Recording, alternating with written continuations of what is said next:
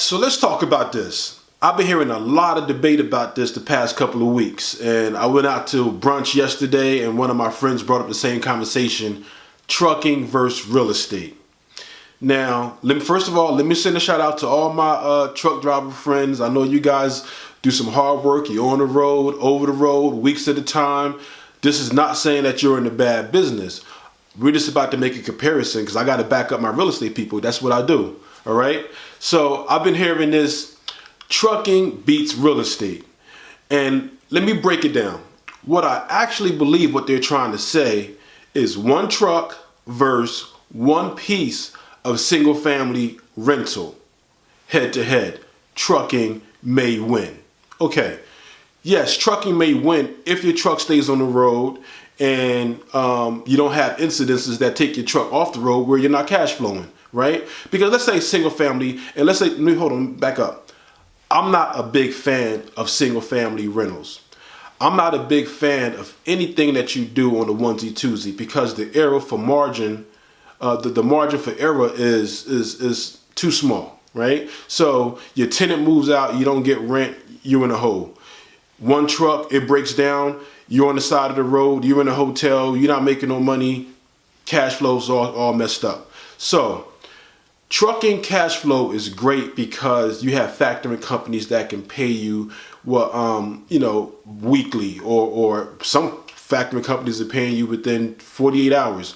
So that's really good. Single family rentals, or the single family structure, is a different type of vehicle. Now, if you're in it just to get, let's say you bought a property and you have a mortgage of $900, but you're renting the property out for $1,200, and your quote unquote profit is $300 a month.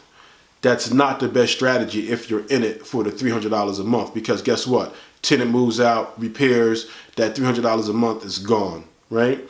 So what I hear about trucking is that, and believe me, I got a lot of friends that's in trucking, so I have this conversation all the time. When it's good, it's great. But when it's bad, right? All kind of little mishaps, finding drivers, very difficult. You understand? So not at least if you're going to be an owner operator, but spending the money to put out ads on Monster or Indeed and waiting to get, you might as well hire an HR department, or you can, politic with other drivers and see if they'll leave whatever situation they're in now and come and help you. So I think at the end of the day, what we want to do is we want to make money while we sleep. And that's what real estate can do for you. So the single family strategy is completely different. Now, let me give you a couple of single family strategies, because everybody, when they see something on the surface, they want to do it as simplistic as what they envisioned it as. And in real estate, the more creative you are, the more money you will make. So comparing the one truck to the one single family rental, right? Let's say you do have that $900 mortgage and you're renting it out for $1,200. But let's say you have a duplex, right? And I'm gonna give you a real life example. You have a duplex, you can rent out one side, and if you're a truck driver, you're not home much, you can live in the other side, right? So now you have your tenant paying your mortgage while you're on the road. And then when you're coming back, you having a place where you can rest your head rent free, just about. Right? So you could take that same money and put it back into your trucking company, or you could put it into another business, right? That's a real estate strategy. Another real estate strategy is this. I'm in Atlanta, so this is home for Delta. I just sold a 4-bedroom house that's really close to the airport. When I went back to the house after the guys moved in, I went to each bedroom. Each bedroom had 2 beds. What the owner of the property did was he made it a crash pad for the Delta workers who needed a place to rest their head when they fly into Atlanta, because Delta hub is here. So he turned that one single family house into, 8? He put 8 beds in there, $600 a piece. That's $4,800.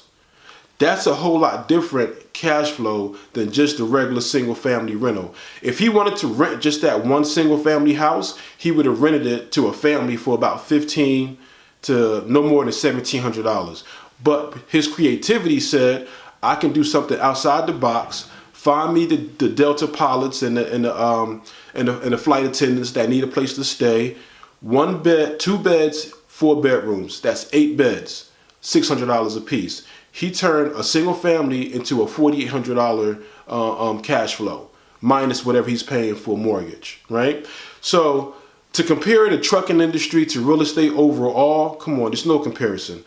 You could take your biggest fleet of trucks and compare it to one of your real estate conglomerates. I mean, I don't think there's a trucking fleet that can compare to McDonald's. And I know you guys probably thinking McDonald's is in the hamburger business. McDonald's is not in the hamburger business. McDonald's is in the real estate business. McDonald's can cash out all their real estate and they'll probably still be one of the most profitable companies in the world. And we all know this. We know 10 other places that got better hamburgers than McDonald's. So it's not about hamburgers with McDonald's. It's about real estate. The Catholic Church is another institution that has large amounts of real estate. And while I do understand that everything in my house and everything in my office and everything that I go out and see in a restaurant all came off of a truck, don't also forget trucking is at a deficit where we're going to need about 175,000 new drivers within the next couple of years or so. So what I suggest, if one is better than the other, what I suggest is you should use it as a tool, as a combination. So let's just say you have some money or you have some credit and you want to get into the trucking business.